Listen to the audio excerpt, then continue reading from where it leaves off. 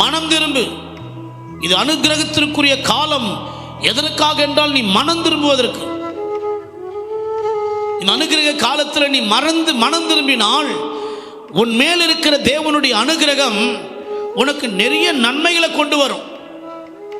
மனம் திரும்பாமல் அனுக்கிரக காலத்தில் நீ அவமதித்தால் உன் நன்மைகளை நீ இழந்து போற.